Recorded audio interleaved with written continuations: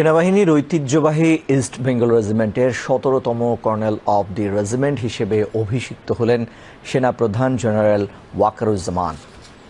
আজ চট্টগ্রাম সেনানিবাসের দি east Bengal regimental সেন্টারে শহীদ M R. Chowdhury parade গ্রাউন্ডে যথাযোগ্য সামরিক মর্যাদায় তাকে কর্নেল র্যাঙ্ক ব্যাচ পরিয়ে দেন ইস্ট বেঙ্গল রেজিমেন্টের জ্যেষ্ঠতম অধিনায়ক ও জ্যেষ্ঠতম মাস্টার ওয়ারেন্ট অফিসার। এর আগে সেনাপ্রধান প্যারেড গ্রাউন্ডে পৌঁছলে তাকে অভিবাদন জানানো হয় এবং ইস্ট বেঙ্গল রেজিমেন্টের একটি চৌকস দল গার্ড অব অনার প্রদান করে। অনুষ্ঠানে সেনাপ্রধান তার বক্তব্যে রেজিমেন্টের সকল সদস্যদের শৃঙ্খলার সাথে পেশাগত দায়িত্ব পালনের আহ্বান জানান।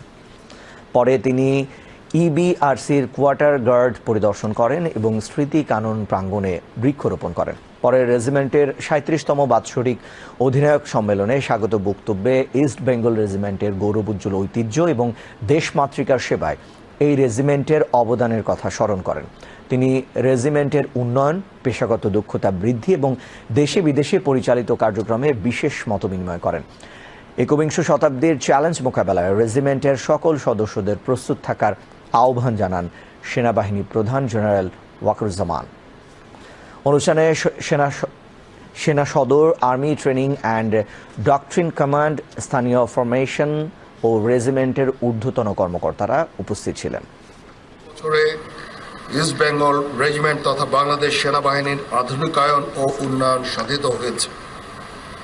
এর মধ্যে নতুন নতুন ইউনিট প্রতিষ্ঠা, আধুনিক অস্ত্র এবং সরঞ্জামাদি সহ বহু উন্নয়ন ও কল্যাণমূলক কার্যক্রম অন্তর্ভুক্ত রয়েছে। ইতিমধ্যে আমরা ইন্ডিজিনিয়াস ডিফেন্স ইন্ডাস্ট্রি তৈরির কার্যক্রম শুরু করেছি, যা আমাদের সক্ষমতাকে অনেকাংশে বৃদ্ধি করবে।